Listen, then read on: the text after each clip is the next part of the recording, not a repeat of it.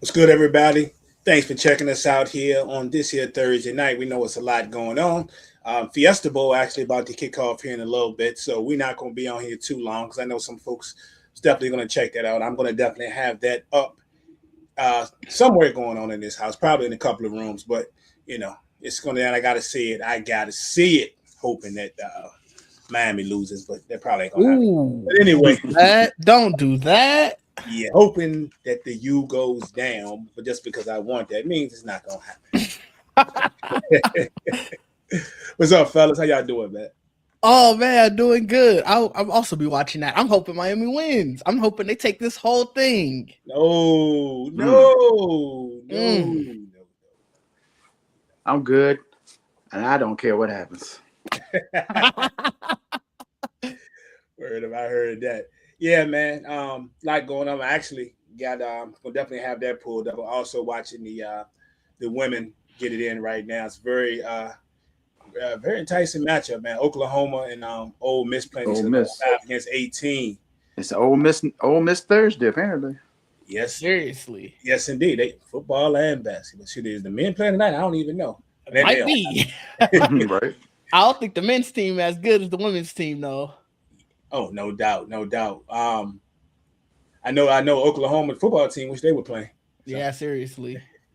shout out to Jason Witten, man. Shout out to my man Jason Witten, great cowboy legend who just been named the tight ends coach at Oklahoma today.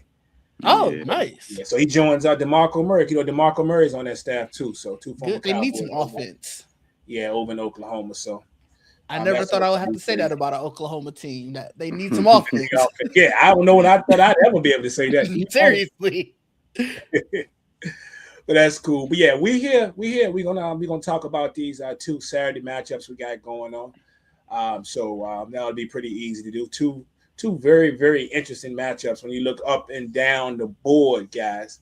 So it is the wild card time is here. So let's get into it, man. So Saturday they're giving us guys the Rams and Panthers as the first game. So the Rams are traveling over to Bank of America Stadium where the Panthers lead the all-time series between these two, 14-10. Hmm. So I don't didn't know they how played much that many times. That's interesting. Yeah, I look.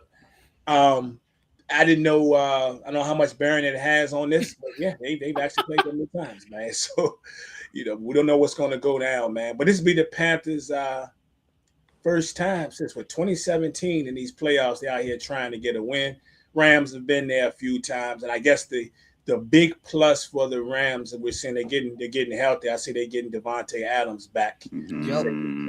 So that ought to be very interesting, man.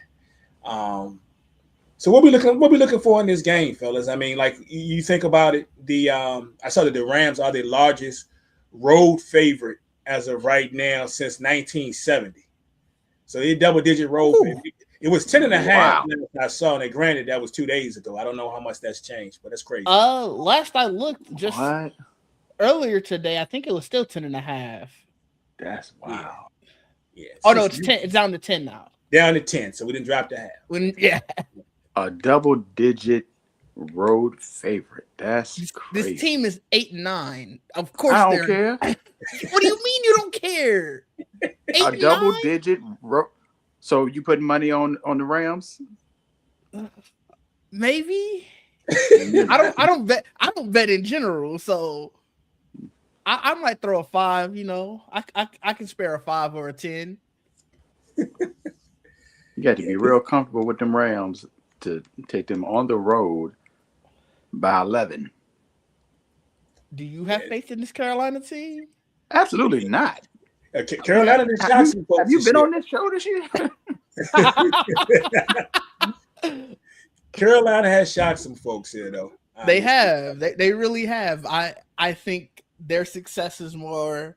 I think I put it in the group chat. The NFC South is the worst division in football by far, and I don't just mean this year. I mean historically, they are the worst division in football. Well, the numbers are there to definitely back that up. That is true. Now let's not forget, though. Didn't these guys play back in week 13? That is true, and that is the one thing. Guess who won their first matchup? Who won their first matchup? That is the one thing that gives them saving grace. They did Carolina win Panthers. the matchup. Clearly, it does not matter. 10 and And a I half believe- points. God damn. Yeah, that's fair. Correct me if I'm wrong, but I believe that game was in Carolina. I'm pretty sure that game was in Carolina. Was that a noon game though? Let me go back and Yeah, look. pull that up for me. Make sure I'm. I was looking myself. We're trying to. I think that game was in Carolina. It was for sure in Carolina, but I'm Yeah, saying yeah, if it was a noon game, Matter of fact, I then should know because on the show I did mention that there was a couple of folks here from Richmond. I knew they were going to the game. It's definitely a 1 o'clock game. Carolina ain't had no 4 o'clock games until last week. they might have. I don't know. I don't know. Let me see. Yeah, No, it was 1 o'clock. Okay, we were talking about the people going in Yeah, the group. Okay. Yep. Well, then, yeah. So I can't count that as early games is rough for West Coast teams. Some of them, unless Some you of like them. unless you somebody like Seattle, that's a little different. Yeah, Seattle play But this is what 4:30. Yeah. 4:30 game. Okay. Yeah, 4:30. Got 4:30. You know they're not doing no 1 o'clock wild card Saturday game. Sunday they'll give you that. Yeah, because we got 3 games on Sunday. On Sunday, yeah. Now, if that Monday game didn't come into play, if they didn't do a Monday game, then of course we would have had that 1 o'clock. Yeah, probably. It'll be a game on Monday night. So on this, but yeah, Panthers won that first matchup, 31-28. Stafford turned the ball over 3 times in that matchup right there. So, so that's something that I believe Carolina is going to have to try to make them do again, try to turn the ball over because Stafford don't turn the rock over like talking about, right? But in that game, I think he had it kind of rough if I remember correctly in that one. So we already know the strategy for the Panthers is one to try to find a way to get that running game established again because the passing game has been okay here recently. Yeah, but get that running game established again, and of course find a way to turn Matt Stafford over. What's your overall thoughts on this thing, man? The Panthers are 8-9. Everything tells me I should just be like, no, of course they're going. The 10.5 isn't enough. But I just, like you said, it's in Carolina. They've pulled this upset before. I'm definitely not picking them to win. So you don't got to worry. This is not all leading me to say they're going to win. That's not happening. But it's got to be. I do think they win the spread, I guess. Think so? Just 6 weeks ago. Yeah, that don't mean nothing. I don't know how they won that one still. Sure you do. 3 turnovers by Matt Stafford. That's fair. I don't. 3 touchdown passes by Bryce Young. I can't see him Bryce doing had a that nice game, again. He definitely had a nice game in that first one. Has he done that since that game? Did he You do mean that Bryce before? Young? Yeah. Oh, I don't know if he's done that before that game. I thought you were talking about. It's I an thought you were talking anomaly. about Stafford. You talking about No. Stafford and the 3 INTs because I'm gonna tell you what I found very interesting, right? And I definitely had to put my readers on, but I knew that Matthew Stafford wasn't a turnover machine, right? So in that game, he threw 3 interceptions. 2. Dude, One he's was a thrown fumble. 8 interceptions all year. 2. One was a fumble. Yeah. What was a fumble, right? Yeah. All right. I still thought he threw 8. I thought he had 8 and the fumble. No, I'm saying in that game he had 2 interceptions. Oh, in that game he and had 3 one fumble. turnovers. Oh, you talking about that game? Yeah. So Yeah. he did. So he did throw. He threw 2 interceptions and had 1 fumble. But he's Which, thrown 3 8 turnovers, interceptions still the 3. entire season, bro. That's crazy. Yeah. 8 interceptions. That's crazy. So You said that's crazy in a positive way? That's positive.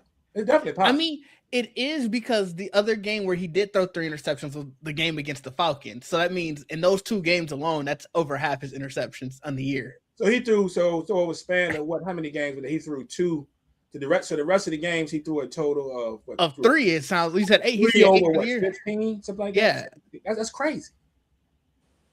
Might be 14. Did he play last week? Yeah, he played. That's right. They were still hoping to get to the 5th seed. That's right.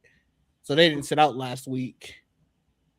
Yeah. Did you say how many touchdowns he's thrown though? No, I think he has like 30 something. I don't know. 46. Oh, excuse me. 46. My bad. Hey, dude, like we know you don't care about the South, man, but what that West? My bad. I knew it was, I was gonna say like 38. My bad. Okay. He 45, 46. That's outrageous. That's gonna be great for him to come in second to MVP. Well, if he's gonna be out there slinging the rock this week, man, he's gonna have a tough challenge. Putting behind exactly. We know what happened back in week 13. I think it's gonna be tough though, man. Like you talk about how bad the NFC South is, but they got two excellent corners, man. Nobody talks about them, but Mike Jackson and J.C. Horn, they get busy. Yep. They get busy. They up there when it comes to pass breakups. They're always around the football. Each one loves taking the other team's best receiver. They gonna both have their hands full, here. You know what I'm saying? But I feel like nobody talks about it. But they have one of the best. I would guarantee you. I'll tell you off top, one of the top 5 cornerback tandems in the National Football League. Nobody talks about them though, because in the moments where there are eyes finally on them, they don't do anything. They have games like they did against Tampa, or like the game they had against Buffalo middle of the year. Right. So it's tough to be like, oh yeah, no one talks about them. It's because they disappear at the brightest moments, and I unfortunately believe that this will be another one of those bright moments where they disappear. I can't. You think the Rams will get that? You think the receivers will get that get back, huh? I do. Not like I said, I don't think that they lose by double digits. Double digits is just crazy at home in the playoffs. But I could see like a 27-24 victory for the Rams. You like 27-24? 27-24. 27-24. You said all that to have the Rams winning by a measly 3 points. Now, look, I'm saying Carolina scores that 24th point in the last few minutes to make it look like it's reasonable. Okay. Okay, I dig it. I dig it. A better or two might be upset with that. Nah, I'm gonna be honest with you. I don't know if it's gonna go down the way that he's saying it, Source, but I'm looking around at some of the folks that pick games, mostly for gambling purposes, but I've been studying this game hard for the last 2 weeks. There are a ton of people that do this, that do believe this game gonna be close. The final score is gonna be close. There's a lot of people. I could easily see them scoring in garbage time where it's like, okay, yeah, we scored this touchdown. We know we're not winning the game, but hey, if you put $100 down on the Rams against the spread, you might be mad. Like, so what do you think about this game, man? And what you think is gonna be the outcome? You know why this game is the first game of the playoffs, right? Disrespectful score. Why is that? Because this joint's gonna be terrible. It's gonna be terrible. Wow. I've said 10.5 is a lot, and it is, but I don't care. I'm still taking 37-17 on this joint. I told you it was gonna be a disrespectful score. They're gonna be the brakes off these people. These people are not good. 17. These people needed help. He was reminded about how many touchdown staff have been out here torching people with. He said, "You know what? I'm going big." Go big, go. But it's not gonna be Puka and Devontae. It's gonna be Cody Parkins. Whew, he's back. And what's the name? What's the other type? Higbee. Yeah, Higbee back. Have you noticed the past few weeks they're just pulling tight ends out of the woodwork? Yeah, they got 3 of them. Yeah, shit, 4. 4? You got 4 tight ends. I don't know if they're gonna walk into this game with 4 on the roster, but they've got 4. Because in 2 of those games, when Higbee was out, they carried 3 on their roster. Yeah. And every time you look, somebody else was catching the football. Like it was crazy work, man. I assume one of them was like a practice squad guy who is just back on the practice squad. It's fun while it lasted. Right. Well, they make it to you said Source? He said you still get a ring if they win. That's what I was about to say. That's fair. They make it to the prize, he's still gonna get a ring. I think the Rams, though, man, they gonna look to try to get out to an early start and really put a hurting on these guys early, to force Carolina to not be able to try to establish the run and make Bryce Young go out there and win it. Like, you had a nice game the first time. Let's see if you can go out here and do it again. Mm. And the Rams are getting healthy though. Though especially along that defensive line and that defensive front seven. You know, when I talk about the Rams, I'm always going to talk about Young and Jerry Verse, and they're going to be out here trying to eat. So all the success that Bryce Young been having, with Coca and my man Ted McMillan, yeah, he going to have to find a way to get out here and get busy, man. But the Rams, they want to eliminate Rico Dowdle and Chuba Hubbard in this one. Yeah. So I think that's the way that they're going to attack it, man. And you talking about, the tight ends out getting busy, man. Puka had almost 1,700 yards, bro. Man. 129 receptions. Then you go to Devontae, and this man got 14 trips to the end zone.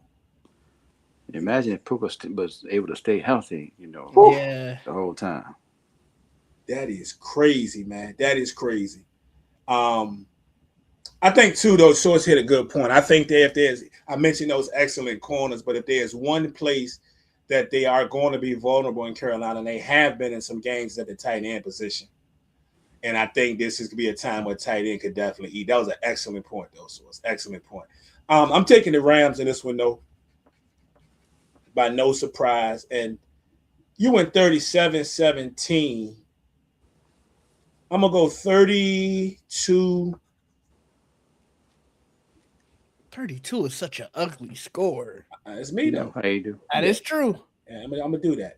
I'm going to go give me 32 to 20 to 20. That's what it's going to be.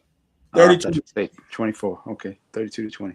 I'm going to go 32. Y'all are both saying that this beats this. Okay. Look, I got mad respect for these dudes in Carolina, man. I do it. And it could be a close game. Mm-hmm. But it could also be a close game. The way you said it, and what's the name tack on? It could be a close game that the Rams end up. If they don't come out the gates and put them away, they could get that score a little bit later to make it a 2-score game. You see what I'm saying? Mm. Yeah, fair. Yeah. It could be the opposite. Yeah, that is true. A lot of things could happen in this one. So very interesting, man. And hoping it's not the dud that we think it might could be. Yeah, put that John on first for a reason. Miami a couple of years, and they had the Texans would play early. They played a Texans game, and it's like it might be a little ugly. Yeah, this could possibly be that same situation. Next up, that second game was the 8 p.m. game. I know Didge can't wait. Ooh, he's so excited. And Didge is really, really hoping that something happens that he's been waiting for a very long time.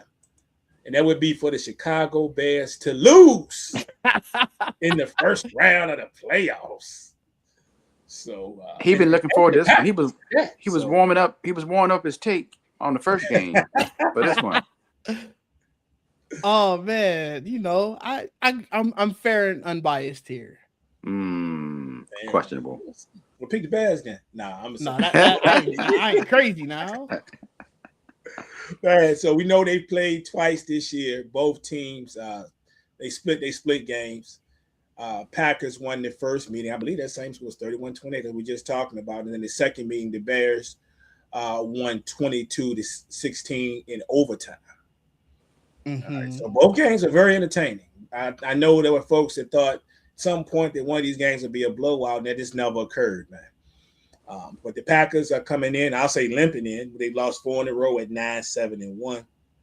And the Bears sitting there at 11-6. Also kind of limping in. They lost their last 2. We know this. Like, this is gonna make that point. I'm just being fair and unbiased. Both teams are coming in on a losing streak. Hey, Source, he wanted to make that clear. He definitely did. Ask him how many wins did the Bears get this season? They had 11. They had a crazy year. Say it again. They had 11. I hear it. Y'all know we got to have it. I don't know if I'm gonna have any axe to grind it all on Sunday, but this past Sunday, Source was adamant that Baker Mayfield lose. And he didn't lose, but did make the playoffs. And yep. That came to fruition. And now we got Didge, who's adamant he wants Caleb Williams and them boys to be sent home. You know what I'm saying? So This is gonna be fun. Can't say it would hurt me if they did. Would it hurt you if they didn't? Yes. No, my team's still there. We'll see what happens Sunday night. I like, you know what? I like that comeback. I like that part. Okay, I give you that. Still got your squad. Right. Yeah. So, what type of game you think we looking for? Because I saw that there's some chance of some snow during game time. Yeah, buddy. Just because I want it so bad, we probably not gonna get it. But I need that, bro. I need that. It's probably gonna be cold in the mud though, either way. So there's that. That's something. That's not snow, but it's something. Man, it's gonna be It said 30s. Not that cold. It's gonna be 30s. Yeah, it said 30. I think it was like 30 to 33. Oh man, ain't gonna be no snow. I mean, you got the lake effect. No, you got a lot of lake effects. No, and I live right off Lake Michigan, a little further north. You know better than any of us. Yeah, lake effect to hit you crazy. It can say 33, but by the lake it might be 10 degrees colder, and the wind off the lake will give you some snow. So it very well could still. Well, I experienced that in Pittsburgh one time, so I know. So yeah. Oh yeah. Yeah. That's dope. I like that. I'm not trying to experience it myself, but I think that's it's not great. Pretty cool from a distance. Yeah. It's fun for football. Yeah, the distance from here. Yeah. Man, this game is going to be fun. It's going to be fun just because it's Green Bay and Chicago. I sure hope that the actual Green Bay Packers football team shows up, though. Matter of fact, you know what? I was just thinking. I try to be fair and unbiased as well, Didge. But my daughter's favorite team is the Green Bay Packers, my oldest daughter. And them people stinking it up. Actually, probably not expecting much, so I'll be all right. Yeah, I'm looking for Chicago to run this rock, though. That's what I'm looking for. Mm-hmm. Chicago to tote that rock. And I don't even know how you can predict anything from Green Bay because you don't know what's going to happen. If you look at what we've seen, you see the 4 L's in a row. If you look at what we expected at the beginning of the season or whenever they're healthy, you would think the offense would be good. Even when they're healthy, the offense has been hit or miss for real. Right. And for all those reasons, I think I'm going with the turnover causing defense of the Chicago Bears. Bear down. Bear down. All right, that's a little much. I'm doing too much right now.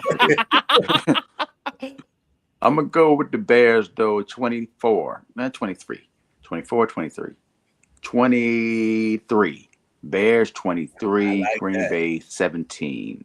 23-17 Bears. Like and it's a good game all the way until the end. And something crazy happens, like what we saw last Sunday night. I mean, not that, but something like that. Ooh, that was rough. Was rough. Beyond rough. This is the matchup for crazy though, because I didn't mention this during the season, but I don't think I did. But we were talking about the two matchups, right? And we remember when the Packers won the first in that first matchup, I believe it was Keyshawn Nixon. They got their interception in the end zone. Remember when Caleb Williams had a chance. He underthrew it a little bit. But then he also had a chance, if he could have just got it over the guy that was in front of his head, which he could have just dunked it over. He also had DJ Moore right there, who would have, if he didn't score, would have been inside the 5 at the very least, I think. But I think he scores. Like, he runs on the angle, he scores. So, but Keyshawn Nixon is also the person who got the pass caught on him when DJ Moore caught that pass in the wind. So it's like bumping that, you know what I'm saying?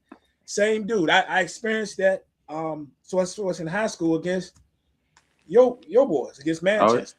Oh yeah. Yeah, we had that happen when we won the state championship a few years ago. We sort of, it wasn't the same guy, but it was the same type of situation. It was just crazy. But anyway, that's high school. This is pro. But yeah, this is your poor Keyshawn Nixon. He's had his ups and downs. So we'll see how he fares in this matchup, man. But yeah, I think both teams have a reason to be optimistic in this thing. I think both teams have a reason to be worried in this. And if I'm the Packers, I'm really worried because it's not just, as you mentioned, Source, the offense. That defense been tumbling too. Like that defense ain't quite been the same. And Diggs, I don't know how much you think that's going to play into this one, but to me, if I'm a Packer fan, I'm concerned, man. I mean, they definitely have reason to be concerned. Anytime you limp into the playoffs the way that you did, and you still have injury questions, you should be concerned. So there is that, but there's also only one team in the playoffs who is under 500 against their division this year, and that's the Chicago Bears. So I mean, everybody tells me that this team should be a threat, but if you can't win the majority of the games against your own division, are you really a threat in your conference? You can't. How many teams in the playoffs? They was a threat in the conference because they won. I mean, if you win a division, you're a threat, man. Even the Panthers. Hold on. They had other teams beat up their division, and that's how they won their division. They couldn't do it because they didn't. They won 11 games, man. Yeah, they had an easy record. And you know what? As a team who had an easy record that took them to a division championship, I feel like I could say that. It happens. You got to play who you're up against. But when you are fourth in your division the year before, you tend to have an easy record the next year. It just so happened that you typically are still just bad. The Bears aren't bad, but I don't know if that makes them elite. Trust me, I face the same questions every week as a Patriots fan because they're like, "Who did you play? Who did you play?" And a Bears fan could easily come back and say, "Look, we only played who we're up against." Right. But when you played the premier teams in your division, I'm gonna even take the Vikings games out of it. I'll just say Detroit and the Packers. Those are probably the two premier teams in their division. They went 1-3 against them. Okay. I still don't know. When Chicago doesn't get more than 2 turnovers, they lose. The one game that they had 1 turnover and won, it was the overtime game against the Packers. I still don't know. That's all I'm saying. Like you could say it's biased. I still haven't personally seen anything that leads me to believe they're a threat. Now, whether or not they'll win Saturday, I still don't know. I really am still on the fence against it. But I'm talking just long term. I still don't see them as a threat. Maybe not. But all they got to do is make it past this Saturday if possible. That is true. We're just talking Saturday. Yeah. So by the way, I changed my score to 23-20. I just want to make that 23-20. Yeah. Okay. What made you give them 3 extra points? It's coming down to a field goal. It's late. I like it. Hopefully, it's not the heartbreaker. Yeah, I mean, it's the NFC North, so we've seen how many times we've seen that over the years. Definitely make or miss.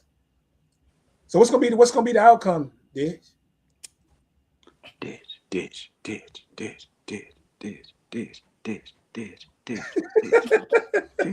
18-14 Packers. Woo! That's 18-14. That man said 18-14. Like it, what?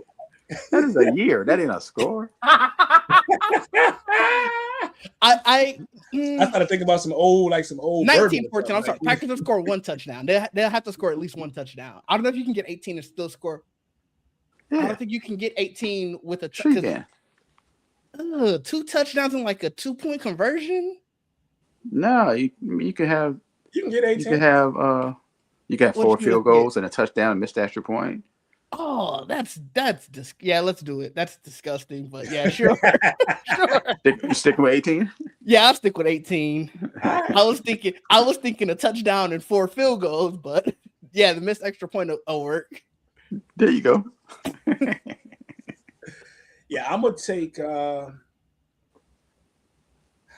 on the fence about it. I know you think I'm definitely gonna take the Bears just because of how we've been talking all year, but I don't have all that faith in the Packers. I don't know what Jordan Love is gonna look like coming back. I don't either, to be honest. And so I can see a scenario when him and Romeo Dubs are lighting it up, and he catches his boy Watson, his favorite target, and they connect a couple of times. I also could see a scenario where he's out here, like we've seen in the playoffs before, he's out here throwing mad picks too. All right. The one plus I will give Chicago, and I hope I'm not jinxing them, and this one is they don't turn the ball over. Go ahead, jinx them. Yeah, they don't turn the ball over a lot either, though, as a squad. You know what I'm saying?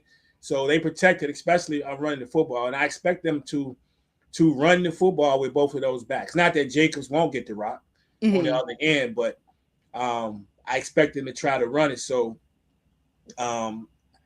I think I'm gonna stick with the Bears in this one. I'm just gonna stick with the Bears in this one just because I don't know. I feel a little bit better if the Packers have been playing a little bit better coming in, so it's just kind of hard. And I probably picked them like immediately, even though I've been riding the Bears most of it. But I'm gonna stick with the Chicago Bears in this one. Ben Johnson comes out, gets his first playoff win in his first season off top. And y'all got some interesting scores. I'm going to take the Bears 22.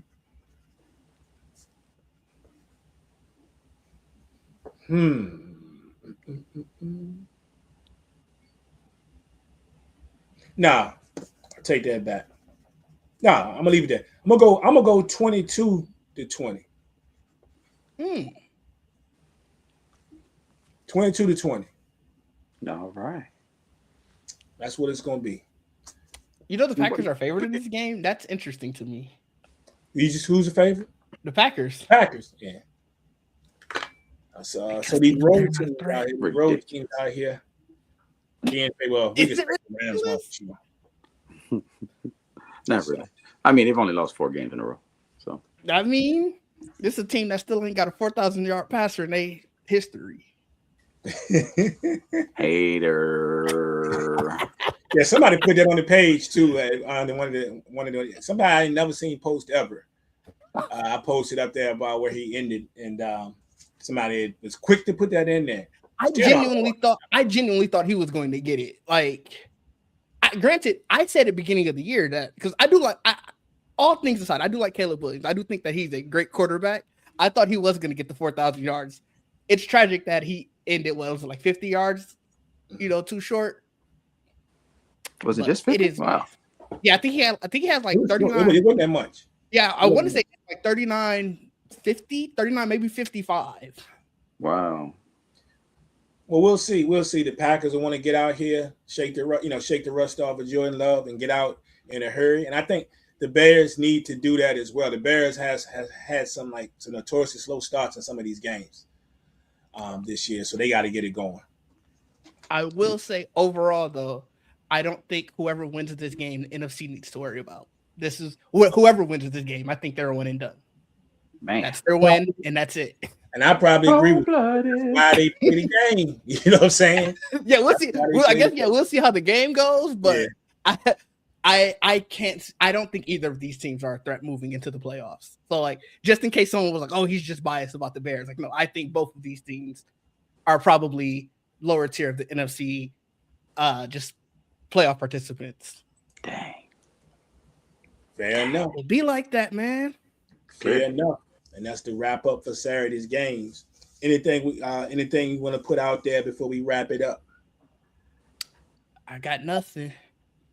Yes, it was good. It's good to have some football, some playoff football to talk about in the midst of everything that's going on the past couple of days. Of course, on Sunday we'll talk about the remaining wild card games and do a quick spin at the beginning. If anybody wants to add anything about the numerous firings on Black Monday and Tuesday and Wednesday. So I got a couple Miami coach. You think he felt like he was good after getting majority of the week? It's been a couple of people thought it was good. So and they at home now. That's sad. That's cool. So that's Wild Card Saturday, everybody. We'll be back Sunday morning. And hey, hopefully both the Saturday games is good and we don't get that dud in that first one. You know what I'm saying? So but we'll be back then. Until Sunday. I'm Prime. This is my guy Sauce in the house. SBP, y'all. See y'all in a few days. Peace.